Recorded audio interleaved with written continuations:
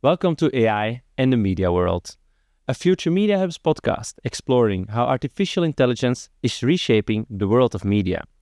I am Marijn Goossens, your host, and in each episode we speak with leading thinkers and innovators to understand how AI is changing the way we create, distribute, and experience stories, and what that means for the future of media.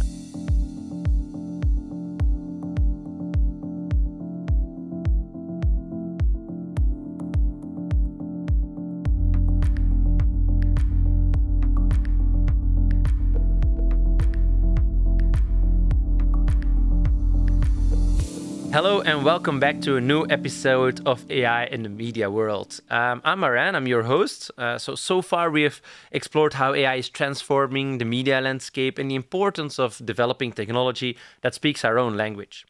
But today we're zooming out to a much bigger question. Can Europe chart its own path in AI and challenge big tech? We've seen American companies like OpenAI, Google and Meta leading the global AI race. But now, today, we have a new contender that has emerged closer to home. A French startup called Mistral AI is making waves with an open and more transparent approach. And some are already calling it Europe's answer to OpenAI.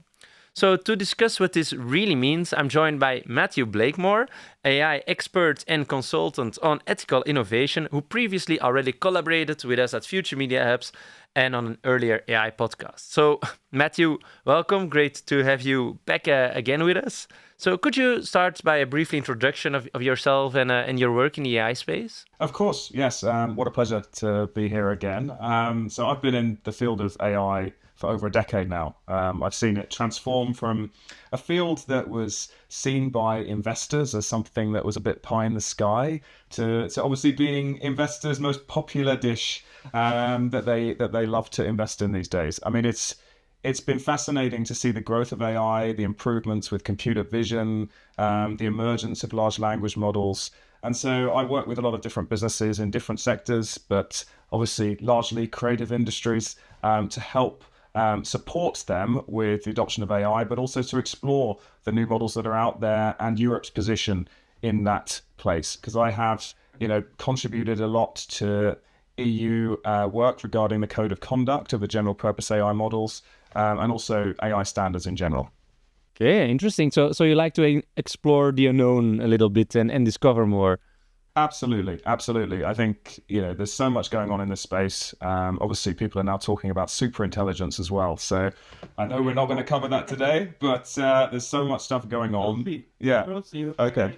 Great, Matthew. Let's dive right in. So in our previous episodes, we've talked about language and inclusivity. But behind that sits a bit a bigger question. Who actually builds and controls the technology we all rely on, right? So the burning question is here, why do you think it would be important that Europe develops its own AI models rather than depending on American or Chinese ones? I mean, I think realistically at the moment, the vast majority of European businesses are most likely using American AI models.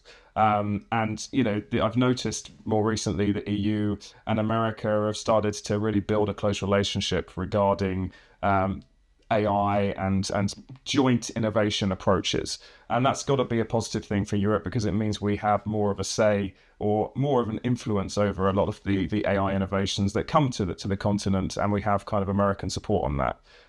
What I think regarding the sovereignty issue is that we've seen with the likes of DeepSeek, there have been challenges regarding use of the model that mean that some of the data might be going to, for example, the Chinese government, and there's been concerns about companies' privacy when it comes to their staff using those models. And also, we've also seen controversy around the fact that models built elsewhere, so models built in China or other territories, tend to reflect their values, that their government positions, rather than those of potentially the European single market or other European nations. And that means that there's this real push to build sovereign AI or AI at home, really, that kind of reflects better European government positions and also European values. Okay, so the sovereignty is important.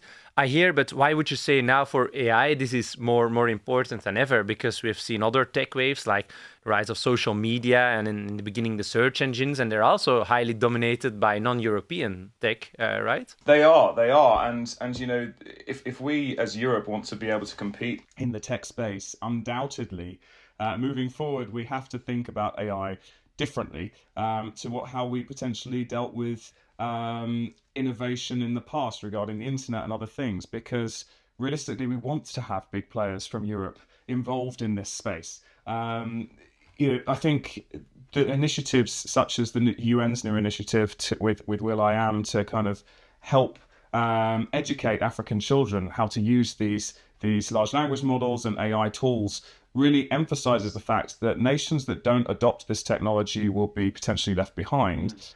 And the impact that we've seen of large language models in Europe and elsewhere has been pretty much unprecedented. So I think that it's very important that Europe has a position here. We have startups and companies that we can be proud of that are leading in the space. And undoubtedly, there are some awesome ones, which I know we're going to be talking about today, such as Mistral and others, that really are kind of helping to establish Europe as a continent of innovation. No, yeah, I understand. Yeah, we will dive right into those quite soon. But before we go to that, I heard you already talking about digital sovereignty. But let's also talk maybe about values. Like Europe often talks about AI built on our and for our values. But what does that really mean? I mean, are we talking about transparency, privacy, human oversight, culture? So what do you think that means, or what does it mean for you? Yeah, I mean, Europe has always had, certainly the European Union, a position that looks to protect citizens, to support citizens, as well as innovation. And that's a really difficult balancing act to get right.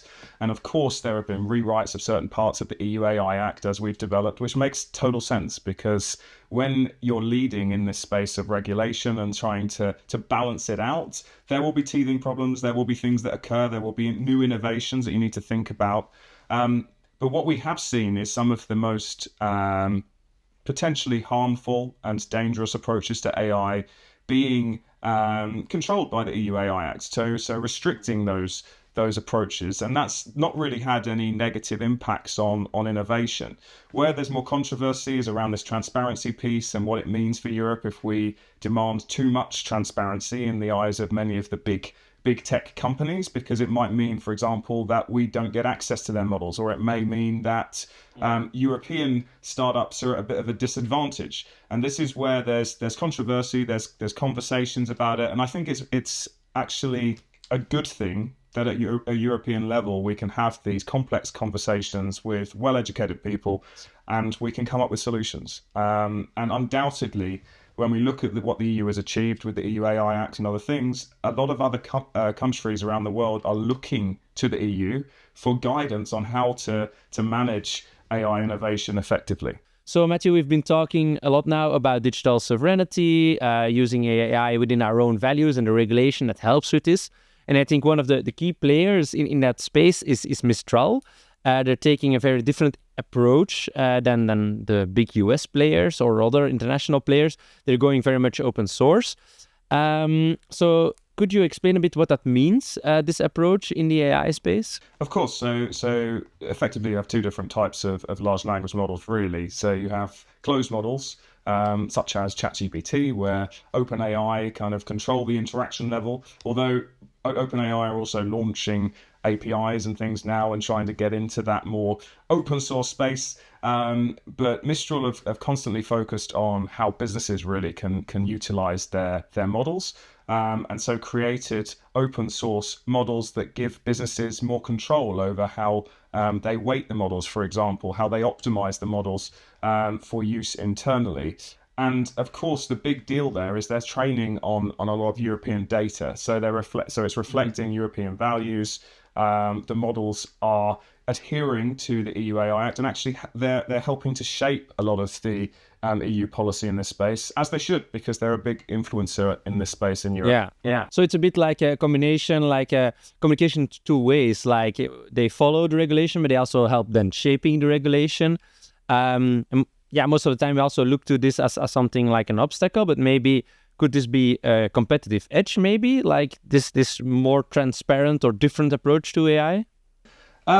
Absolutely. I mean, certainly the transparency piece, as I say, is not without controversy. There are ongoing conversations. There's different government positions within Europe in the conversation. So some governments want less transparency requirements to encourage innovation. Others want more restrictive approaches.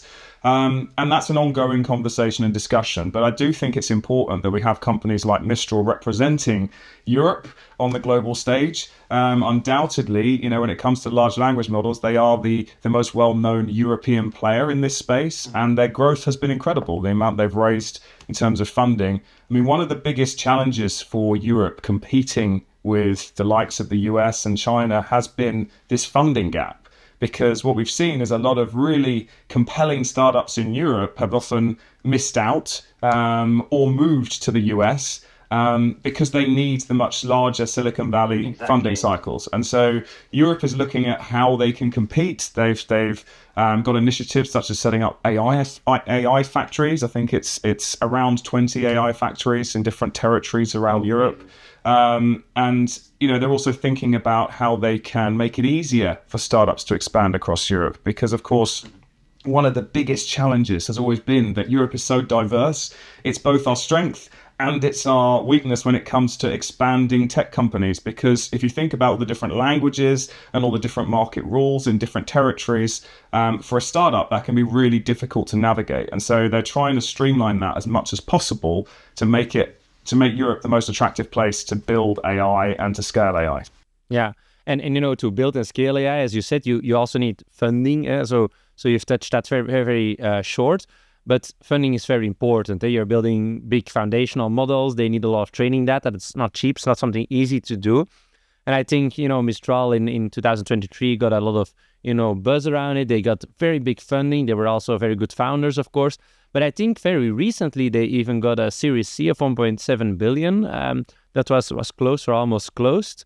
But we also see in the funding of Mistral that there is quite some US funding also present there. So does it, is then Mistral a fully European startup still because they are in Paris or in France, but they also got a lot of funding from the US. So how does that work? I mean, it's a very good question, right? And undoubtedly this again is a controversial piece, because if you take funding from other territories, then of course most likely the representatives in those territories of the VC or the angel investors that have invested will have some sort of influence over the startup's direction. But unfortunately at the moment, I don't think when you get to that sort of scale in terms of funding requirements, there is really an obvious route for European startups to access that level of funding without going to the likes of the US and speaking to the big investors over there, because it's just the access to funding gap is huge. And I know some really compelling startups across Europe that have always tended to, when they get to a certain point, venture to the US to get that bigger funding that they require. Yeah, because it's just not easy to reach that funding, and to do without seems nearly impossible. So you'd have to do it yourself and then get that funding. And, okay, Mistral is not the only one. There are also some other players rising. But we're always saying when we want this sovereignty and our own values that we have to have our own tech. But would another approach not be that we use US tech, but use those open source models or open weight? I think GPT-OSS is like recently launched initiative of this, but there are more of them. What if we just, take those models or technology and host it ourselves? Isn't that also a very good way of dealing with control over our own data? It is and it isn't. To be blunt, that's what most companies are doing in Europe. So they're taking, for example, Meta's Llama model, which is one of the most well-known models that gives you access to the weights and controls it as a company. But the issues remain that, in terms of reflecting European values, in terms of being trained on European data, those models have been trained in the US. And to be clear, the US are an ally. We've seen some really good connections recently between and meetings with Ursula von der Leyen and Donald Trump about AI, and there's a new renewed kind of positivity around working together on this. So I'm not saying that the US, are an enemy of Europe. They're absolutely not. But I do think there's value in having European sovereign startups as well. So companies like Mistral that have emerged from European markets that are focused on European values and things, because we need competitors in this space. And I do think also as a company moving forward, everyone needs to think about, do we want to also support some of these European startups? I mean, there's so many out there that are doing really incredible things. There's Evrock as well in the infrastructure and cloud area that are looking to provide sovereign cloud solutions that can compete with AWS and others. And I think European companies need to start thinking about how they support the EU and European startup ecosystem. Okay, and you say, and that's amazing to hear, startup ecosystem. I also hear startups, so it's not only Mistral. Do you see some other very interesting initiatives around AI or AI startups that are arising in Europe? Yeah, I mean, there's so many different interesting startups in the AI space. Too many to possibly all talk about on here. We've obviously got some really interesting large language model providers from Germany as well, but also a lot of research projects when it comes to universities. So I think it's GPT-NL and others. They're kind of building models that can be specific to a territory. And also there's been a lot of conversation around less spoken languages that maybe a lot of the big tech companies haven't really focused on, to build models specific to those territories and to support them. And so there's lots of initiatives right now that are focused on developing models that reflect European values, that are built in a transparent way, and often with government support in those territories, because it's just very, very helpful. And it's not just large language model providers. I mean, there's companies such as Some AI, for example, who are a German startup that work with the Hamburg government to effectively summarize complex documents for people, so that they can understand if they have learning difficulties or other things. And I think those sort of AI initiatives are really amazing. So there's so many different AI startups I could mention in Europe. There's so many in health tech and other things. But I just think it's very important to have this European ecosystem for sure. And what do you think about, cooperation within that ecosystem? Because, you have other big international players, but they are more one ecosystem. And Europe is very well known of, everyone is doing a bit their thing. We've seen this also in the defense industry, for example. So don't you think it's also important to focus on that? Or do you think the national local approach is the better one here? I think that there needs to be a combination of the two. Undoubtedly, we need Europe-wide initiatives, certainly when it comes to defence. And, I know that the UK, though we're no longer in the EU, is working with the EU on defence tech and things, because obviously it's so important to our future.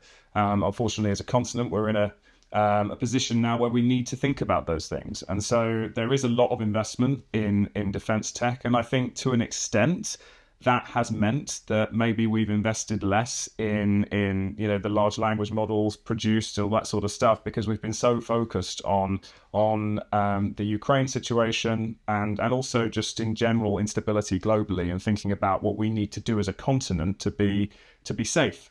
Elon Musk the other day was saying he was building an AI army, so maybe we need to protect ourselves from Elon Musk. Who knows? He was joking. He was joking that he was building it to make sure he can never be ousted as the CEO of Tesla. But nonetheless, if Elon Musk is talking about that, we need to be aware that other people out there could actually be building these autonomous armies of drones or other things, and we as Europe need to have an answer to that. And that's why there's so much investment at the moment in defense tech. Yeah. And so do you think that it's, in general, the AI developments we are doing as Europe, like we see the initiatives in France indeed, but you mentioned Germany, it's also an important player. Do you think they really should focus on collaborating together, or do you think that it's okay that they're doing separately their own work with their own governments? As I say, I think it's a bit of both, right? I think if there are government initiatives, it undoubtedly makes sense to work together, right? Because the more you collaborate, you reduce the costs of innovation, and it just makes total sense. I mean, we've seen, obviously, in the media and entertainment space, a lot of companies, especially public service broadcasters, have chosen to collaborate on AI initiatives because it reduces risk and it reduces the upfront costs for each individual player in that space. And so there is that importance, but also, I do think nations as well having their own artificial intelligence companies that are focused on that market is not a problem. What I do think would be great is if we can kind of move forward with this 28th regime initiative, which has been pushed before and unfortunately hasn't been accepted. I think it was in 2004 and 2011, they were kind of pushing for this 28th regime approach before as well. But it's coming back in Q1 2026. And it's all about making it easier for startups to scale across Europe, to have a unified set of rules that they have to abide to, unified set of tax rules and all that sort of stuff, just to make it easier for companies that do want to branch out, collaborate with different territories, expand across Europe more quickly, that they have that ability to do so, and they're not restricted by all of the complexity there. And I think that, if Digital Europe and other organizations are doing a great job in terms of pushing for more streamlined regulations and enabling EU technology and European technology to really succeed. And how do you see the role of those regulatory systems and governments and in all the future of AI? Because they're focusing on regulations like the EU AI Act. Is that obstacle or opportunity, or have those governments another role in the future of AI, or how do you see that relationship between the startups, between the ecosystem, and between governments? I mean, quite often the sad thing is startups don't really have that much of an influence over AI policy, at least historically not. And that has meant that a lot of the AI policy that we have, even the EU AI Act to an extent, has had a lot of larger companies feeding into it and experts. But startups and SMEs tend to potentially not have the capacity to feed into these documents and to feed into these policies. And that's why it's so important for the EU to continue to refresh the EU AI Act, to look at what areas have been positive, what areas haven't, to think about some of the requirements of EU SMEs, to try and encourage innovation, whilst, as I say, maintaining that key part of the European Union's policy, which is to kind of protect citizens as well, and protect citizens' rights. And so I think it's a balancing act, and the EU are in a very challenging position, undoubtedly, because they want innovation and they want to go full throttle on innovation, but they do also need to protect citizens too. So it's just getting that balancing act right. And imagine that we get the balance right, find the best way of dealing with regulation, protecting everyone, but still focusing quite a lot of innovation. And we have those amazing companies like Mistral and others in the European space building great tech. What do you think could be the role of Europe in the global AI space in the future? Do you think we could lead there, or? I mean, undoubtedly, if we're being ambitious, we should be aiming to lead the space. I think the biggest challenge there, though, realistically, is the investment piece. Because as we've already established, a lot of European companies, when they get to a certain size or a certain place, they need to get huge capital. And realistically, at the moment, it's very difficult to get that or to obtain that within Europe. And so they tend to have to go to other territories to get the sort of level of funding that they require.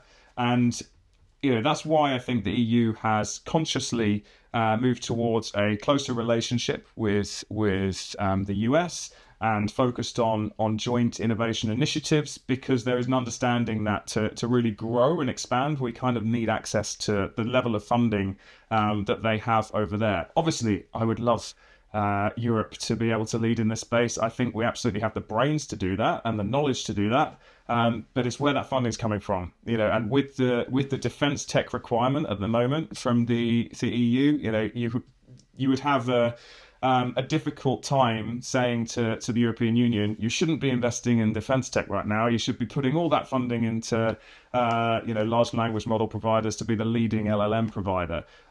It's a difficult position to be in, but obviously it's about, as I said before, protecting citizens, and we need to protect Europe. And so defense tech has got to be a key focus right now. Okay, so and if we're then looking ahead, we're looking, we're now brainstorming towards the future of Europe could be in the AI space and what the opportunities are there. if you look at it, the situation today, and you envision the future, what gives you really hope about the way Europe is handling AI, but what keeps you up at night? Where would you say this is maybe a working point or a more difficult part? I mean, what gives me hope is organisations like Digital Europe. Cecilia there and the team have done an incredible job pushing for more streamlined standards, more streamlined regulations to support EU AI and other tech businesses' growth across the continent. I think that's so valuable and very, very important. When it comes to what keeps me up at night or where I think Europe could potentially lead, as I say, one of the things we really have is specialist knowledge. And we have some of the greatest universities in Europe. I mean, obviously in the UK, we have Cambridge and Oxford, but there are plenty of others all around Europe as well that have a really high quality reputation for leading in innovation and knowledge of some of the most cutting edge topics. And there is conversation at the moment about superintelligence at the World Summit AI last month. There was a lot of conversations regarding companies actually focusing on how they could build superintelligent models for health and superintelligent models for other sectors. And I think we're still discovering what that means. But fundamentally, it's AI models that are more intelligent than a human being.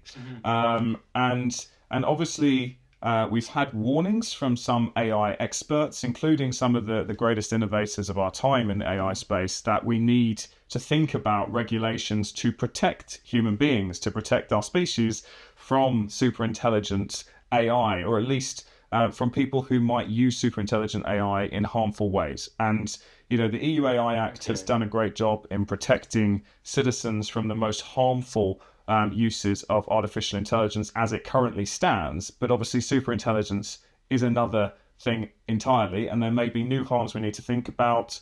And what we can't have is a similar situation to what we had with AI, where the likes of Cambridge Analytica kind of come out of nowhere and do really harmful things without having that regulation in place, without having those controls in place already. And so I think we already need to start thinking about superintelligence, the sort of regulations we would have, what makes sense, controls for humans over these models, all those sort of things, because otherwise, the future might be a bit Terminator. Well, superintelligence is always this unique concept for me, where I'm like super excited, but also a bit afraid of. Like, I don't know how to feel just yet.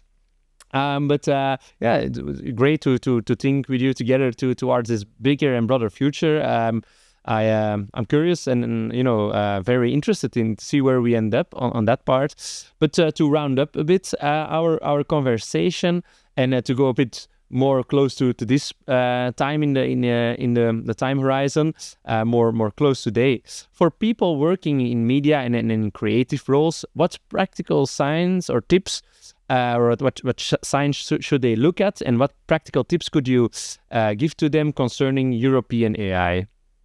Sure. Well, I think media and entertainment companies, especially public service broadcasters, have, I think, a responsibility to support the European startup ecosystem as much as possible. That doesn't mean that they can't use American models or Chinese models or other models that they think are very useful to them, but it does mean thinking about consciously, maybe Black Forest Labs have an amazing image generator. Maybe we should use that and support the startup ecosystem. And also, I think in the media space, it's about how the AI is used and where it's used. And I know there's been a lot of work done and research done by the European Broadcasting Union and by broadcasters themselves, and of course Future Media Hubs, as to where AI makes sense, where it doesn't make sense. And that's a key responsibility of media and entertainment, not just to use AI for the sake of it, but to use it where it actually adds value for citizens, where it's reliable, where it's trustworthy. And that's a key factor, I think, that we need to bear in mind. And then on top of that, the final thing is educating the public. So again, this is more for, I guess, public service broadcasters than general broadcasters as well. But the responsibility to explain to the public that, actually, AI image generators, AI video generators are now at the level where it's very difficult to determine whether something is true or not. We've seen in the Dutch elections, there was a video created, a news report created that was incredibly convincing with completely false narrative on it to try and influence people to vote in a certain way. And, undoubtedly that is going to increase all the time. And when you've only got a little tiny thing in the corner saying AI generated, or in the worst cases, no reference to AI generation at all, it creates really problematic situations. And so I think there's that educational piece, making trustworthy media really important to as a stand, if you like, against some of these more fake and problematic content pieces, but also just educating the public about how these tools are useful and how they are harmful. Because, my generation, millennials, Gen Z, maybe we have a better general understanding of the harms that these tech can do and where we are with this technology than some of the older generations. But we do need to still educate the older generations about this, because maybe it's funny when you show your grandma an AI generated video of a cat playing a fiddle, and she believes that it's real, but it's not funny when she sees a news report that she thinks is genuine about maybe an earthquake or something like that, when actually it's not. And so that's the key thing, the key role of media there, is to educate people as well. Yeah, super interesting, Matthew. So to wrap up our third episode, I'm going to remember a few things. So first of all, education is highly important, making sure we all understand very well, what is AI, how does it work, and also where can we really use it, where should we use it, and maybe where should we not use it. I also think we discussed very much in detail our values, how it's important to also, protect those and keep control of those values, maybe through our own technology. Because, as you mentioned, we have a lot of beautiful startups and initiatives all around Europe, and they're working very hard on a very good project supporting European AI initiatives, while still, partnering and collaborating with all our international partners. So, thank you so much, Matthew. It was super interesting. My last question for you, if there would be listeners that are very excited about AI and they want to discuss opportunities with you, how can they reach you? I'm on LinkedIn, so please just head there, Matthew Blakemore, or alternatively, you can reach out directly through my website, which is aicaramba.co.uk. So happy to speak to anyone who's interested in this space. Okay. Will do for sure. Thank you so much, Matthew, again. And in our final episode, we'll widen the lens to a bigger picture issue, digital dependency. So we've touched upon depending on foreign AI providers, but next we'll explore the reliance on AI itself and wherever it comes from. So because it can be a true vulnerability, we'll ask how dependent we already are at this moment and what happens if that tech is suddenly not available anymore or controlled in a bad way. And of course, how to strengthen our resilience in an AI-centric world. So stay tuned. Future Media Hubs, innovation through collaboration.